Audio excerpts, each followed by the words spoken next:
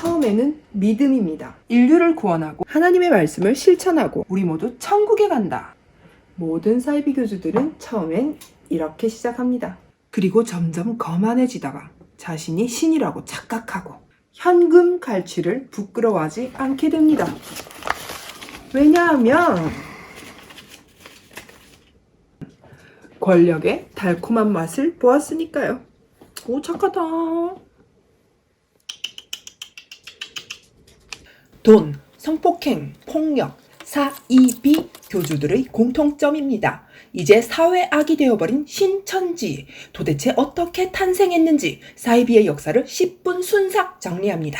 1910년 이전의 사이비는 불교, 도교, 동학을 변형시켜 범죄를 저질렀습니다. 1910년 이후의 사이비 교주들은 다들 정통 기독교 출신입니다. 교회 잘 다니다가 하나님의 계시를 받았다며 정신 놓는 게 특징입니다. 그런 게 있을 리가 없죠. 일제강점기 다들 힘들고 가난하고 차별받고 희망 없는 시절엔 종교 장사가 잘 됩니다. 왜냐고요? 사는 게 너무 힘드니까 위로받고 싶잖아. 1910년대 교회를 다니던 이순화 씨가 계시를 받고 정도교를 만듭니다. 기독교 더하기 정감록 더하기 유교 더하기 불교 더하기 선교. 종교 오타쿠 뭐야 이게. 근데 따르는 무리가 생겨 전국에 소문이 나네. 이분의 개인기는 간절한 기도를 통한 소원 성취. 당시 기독교 신자들이나 신학교 학생들이 이 케이스를 듣고 깨닫습니다. 월 저런 걸 보여주면 사람이 모이는구나. 나중에 써먹어야지. 사이비긴 하지만 아이템 좋아. 1920년대 바로 앞에 나온 정도교 신자였던 한 분이 독립을 해서 남방여왕이란 닉네임으로 신도를 꽤 모읍니다. 닉네임 개쩔어 멋있어. 이분의 개인기는 즉석 병고침과 안수기도. 왁구 좋은 수행원들 라인업. 하지만 10년 반짝 활동하고 사라집니다. 그러나 또 좋은 아이템이 생겼네. 소문을 내야 돼. 병고침 서비스를 해야 돼. 제자나 수행원을 거느리면 멋있어 보여.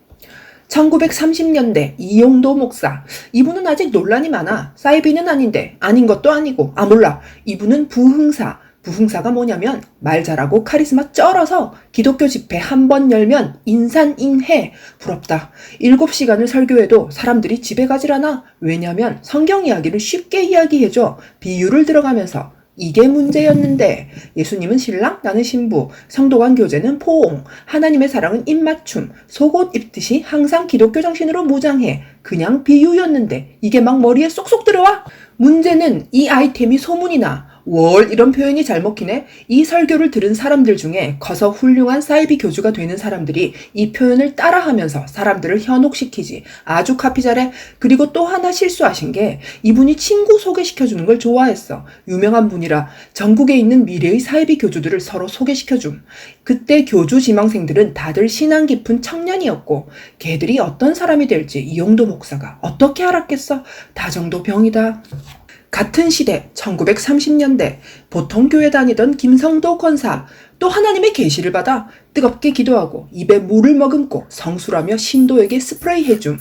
구강 스프레이로 병자를 고치는 기적. 진짜로 병이 고쳐졌냐고? 모르지. 내가 안 봐서. 전국에서 병자가 이분 집에 모여 줄을 서. 엄청나게 줄을 서. 대기가 몇백 명. 평소엔 조용한 성격. 기도 시작하면 카리스마 쩔음. 또 전국에 소문이 나. 기적 구경하러 다 찾아와서 팬이 돼. 또 좋은 아이템 나왔다. 카리스마 있는 기도, 성수장사, 아이템 줍줍. 통일교 교주 문선명의 외할머니가 이분 팬임. 문선명은 어릴 때부터 이 기적 스토리를 계속 듣고 자랐지. 또 같은 시대 1930년대 보통 교회 다니던 평신도 유명화. 또 계시를 받는데 계시 받는 사람이 왜 이리 많아? 이분의 개인기는 강림극. 가끔 예수님이 몸에 들어와 과거 맞추고 미래 맞추고 용하다. 소문이 나겠지. 잠깐 여기가 중요한데 그 전에는 이런 퍼포먼스에 반하는 사람이 평신도가 많아서 그렇게 큰 영향력은 없었지. 하지만 이번에는 예수님처럼 호통도 치니까 소문 듣고 찾아온 목사, 부흥사들이 팬이 돼. 이후로 목사, 부흥사들이 더 소문을 내. 미래의 사이비 교주들이 깨닫지. 아싸 대박 아이템. 내 몸에 예수님이 들어온 척. 내가 예수다. 이후 유행템. 또 같은 시대 1930년대 백남주 목사. 그리스어 히브리어 잘함. 외국어 천재. 원서를 직접 읽고 연구 해석. 믿을만 하잖아. 똑똑한 지식인 이미지. 또 팬이 생긴다. 이분은 외국 신비주의 책 많이 읽었어. 신비주의가 뭐냐면 매직쇼. 기도하면 병이 낫고 설교하면 지진 나고 그런 게 신비주의. 오 신기함. 수많은 제자를 거느리고 잘 나갔는데 여신도 그루밍 성폭행. 유부남이 바람났다고 교회에서 쫓겨남. 여신도 불쌍해. 여기서 또 새로운 아이템. 똑똑한 척 해야 하는구나. 성경을 멋대로 해석하면 명쾌해 보이는구나. 아싸 줍줍. 또 같은 시대 1930년대 앞에 나온 백남주 목사 제자 평신도 김백문 스승이 멸문지화 독립해야지 이스라엘 수도원 만들어 나는 수도원 원장 스승에게 배운 개인기들로 수도원이 잘 나가네 교리 해석 책도 많이 썼어 글 잘 쓰는 개인기 여기 들어온 25살 청년이 장차 통일교 교주가 되는 문선명 아싸 아이템 줍줍 교리책을 쓰면 대단해 보이는구나 또 같은 시대 1930년대 잘생긴 걸로 유명했던 황국주 씨 잘생긴 교회 오빠 소련 여행을 갔다 오더니 머리와 수염을 기르네 여행 중에 예수님을 만났대 자기 목을 자르고 예수님의 목을 붙였대 자기 피를 다 빼고 예수님의 피로 갈았대 이게 목가름 피가름 나중에 통일교가 이 아이템으로 채택 예수님 코스프레 전국을 걸어다니며 전도여행 같이 걷는 무리가 점점 더 많이 생김 이 사람 따라간다고 아내와 딸들이 가출해서 욕을 뒤지게 먹음. 근데 집에서 사람 대우 못 받다가 잘생긴 교회 오빠가 잘해주는데 전도하라는 사명도 주는데 안 따라가겠어? 아내와 딸을 존중해라 좀. 가는 데마다 부흥의 성공. 헌금이 막 들어와 돈이 실림. 돈 실리자 술집 차리고 자영업자로 전환. 황국주의 아이템은 이후 신천지가 쭉쭉. 마음이 힘들고 어려운 사람에게 잘해주면 나의 충실한 종이 되는구나.